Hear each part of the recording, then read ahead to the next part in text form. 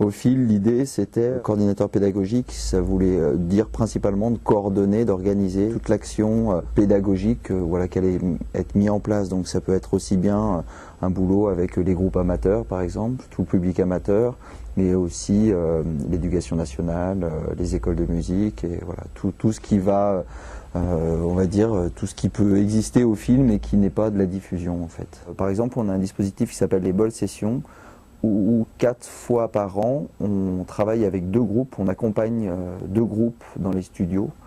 On s'oriente plus maintenant sur des sortes de soirées à chaque fois avec 2 ou 3 groupes dans des esthétiques un petit peu particulières, soit en essayant de mélanger des esthétiques, par exemple je sais pas, ça pourrait être rock et électro, ou que électro, que rock, ou un peu plus métal, ou peut-être reggae, j'en sais rien, on n'a pas tout essayé encore.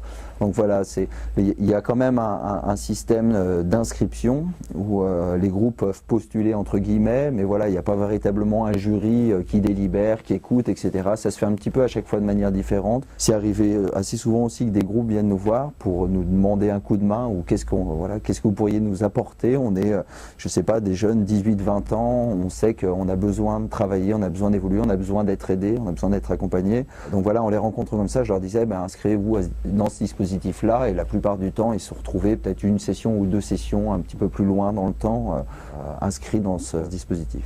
On travaille beaucoup aussi avec la Fabrique, qui est une friche industrielle à Andrézieux-Bouthéon, qui est un lieu libre, donc c'est vachement intéressant aussi de travailler avec eux. Donc il y a beaucoup de groupes qui viennent travailler sur ces dispositifs-là, qui vont après se retrouver dans des temps de résidence plus longs, on va dire, je sais pas, sur 1 semaine par exemple, à la Fabrique, qui est vraiment un lieu dédié à la création.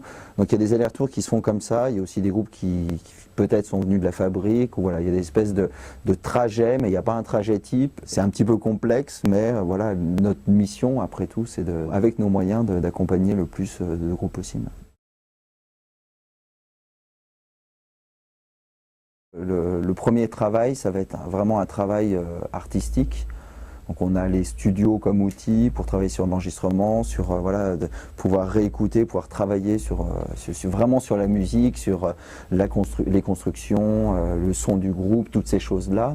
On a aussi sorti une plaquette de formation qui propose des aides vraiment plus particulières, comme par exemple la préparation à l'enregistrement. Il y a une façon d'appréhender le studio, et quand on arrive en studio, il faut vraiment être prêt, en plus ça coûte cher. Donc on a imaginé un module où on travaille cette préparation, comment on se met en situation d'enregistrement, comment on se place, comment on travaille le son du groupe. On a imaginé aussi des formations scéniques, ou comment on joue avec des retours, comment on place les micros, comment on se place, etc. Donc voilà, il y a d'autres formations qui sont dédiées à la technique, et des formations qui sont également dédiées à tout ce qui va toucher à l'administratif, l'autoproduction, la création discographique, etc.